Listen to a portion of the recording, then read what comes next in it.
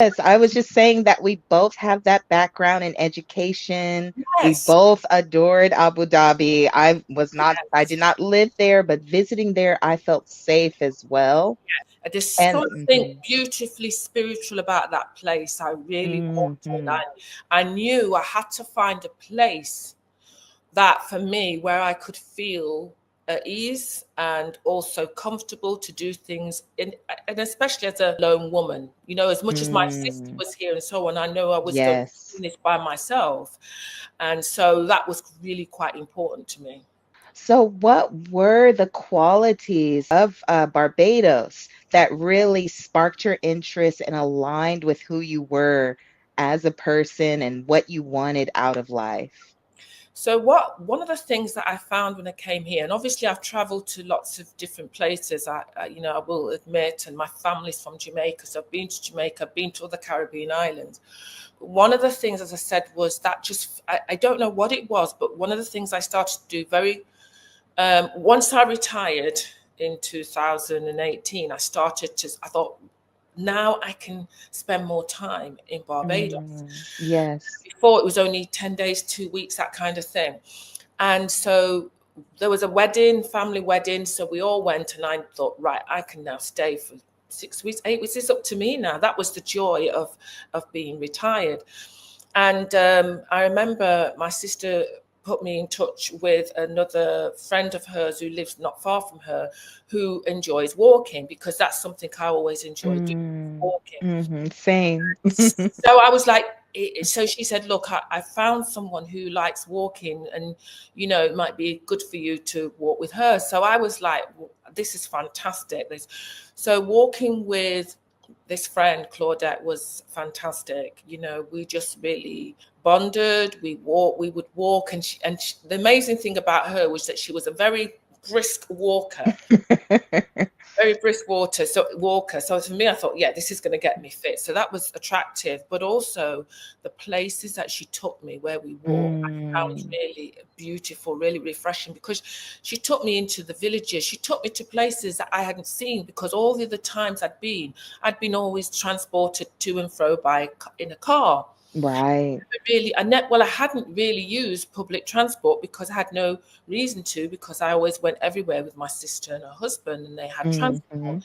But now I was walking not just within the vicinity of where they live, which is beautiful, but I was walking further afield. And it was just amazing to me just to see the serenity of some of these places, because we would be walking at like 6 o'clock in the morning, sometimes Mm, 5. And can you imagine the sun is coming up? Sometimes we would be walking and the moon would be there, and it yes. so much. And I just really um, realize how much I miss connecting with Mother Earth, because sometimes when you're working, you're so focused on your work, the relationships, community, results, the things that you have to achieve, that you then don't spend as much time on yourself or listening to what your body needs. And you certainly didn't spend as much time out in nature, because one thing about Abu Dhabi, it's quite hot. Well, it's very Oh, hot yes. in the summer. Super hot. Hotter than Texas, and that's saying a lot. So everything was centered inside malls, or if we did walk, it would walk in the evening, it'd be very hot. Here, it was just so refreshing to be able to enjoy that side and see the reality of where Mhm. local people live, and that's Yes. what I wanted.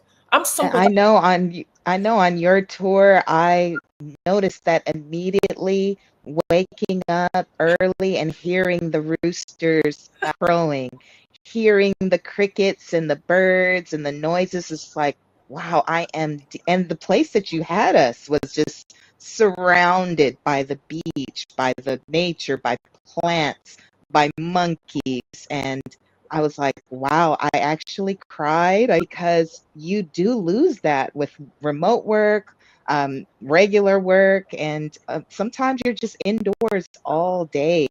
So, yes, I really love the ability to walk, walking to the gas station to get my breakfast or some money, walking. And yes, you drove us a lot, but that walking was so beautiful. yeah, I think that what was really funny was that people started to comment when I was with people in a car, and I'd say, oh, there's this here and there's that there. They'd be like, what?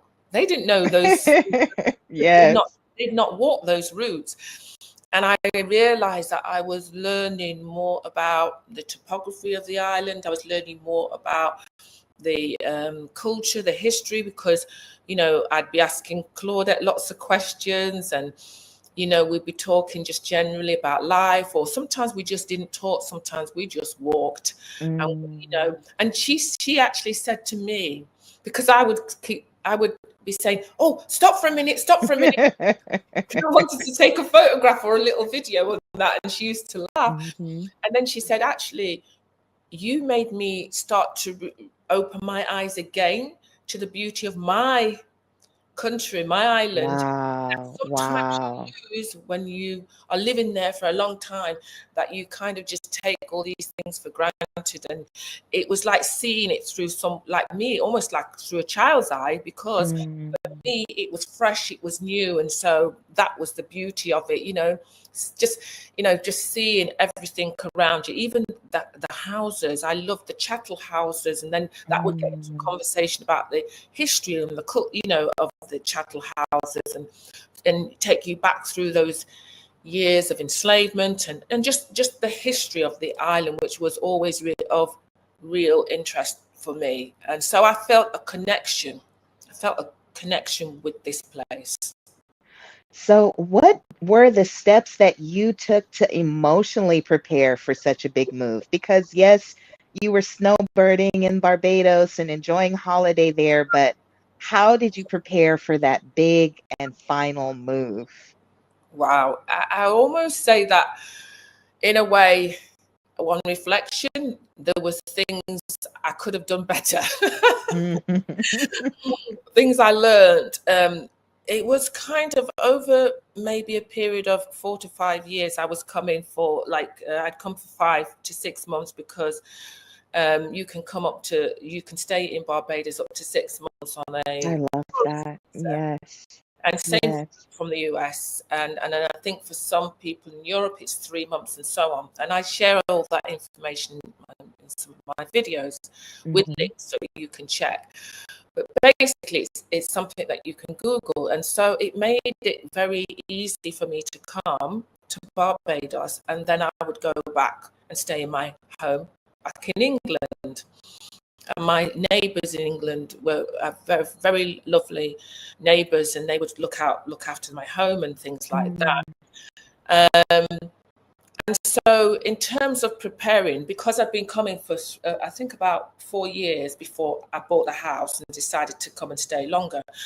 Every time I came, I learned more about the island. I learned more about life here. I learned more about what it would cost to live here. I learned more about the things that I would do if I was living here on a longer term basis, because I stayed for 5 months generally. Yes. So it was enough to kind of really establish a group of friends.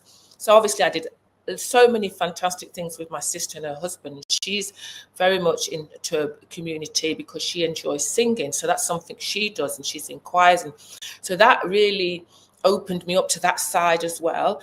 I love the walking and exercising, and she introduced me to somebody, and through that I started to meet other people just from walking, because you find people just say hello. I always say hello to people, and before you know it, people start talking and say, oh, would you like to walk with me, or would you like to do that? And it's just that kind of community. So in terms of preparing, I didn't really need to prepare so much in terms of what my expectation would be in terms of living here, because I've been doing it. And that's why I always recommend that people come and they do the scouting, and if possible, they come a few times, 3 weeks, 4 weeks. But if you can come for an extended time, different times of the year, then that will give you more of an insight into the reality of what it is, because it's not always going to be picture perfect or 100%, everything that you dreamt it would be, because there's always going to be the reality of some things that you don't like or you don't understand. But it's learning to understand and make that decision, you know, what are the amazing things I like about this place? And that's where you make a list of those things. And then what are the things you maybe don't like so much? And then you weigh up, well, but can I live with those things? Serene Sojourns welcomes and invites you to our Beyond Enough retreat. Join us for 7 transformative days of reflection, dhikr, sisterhood, and the healing stillness of the Lake District. Here, your spirit is free to breathe, to heal, and to remember that you were never meant to merely survive.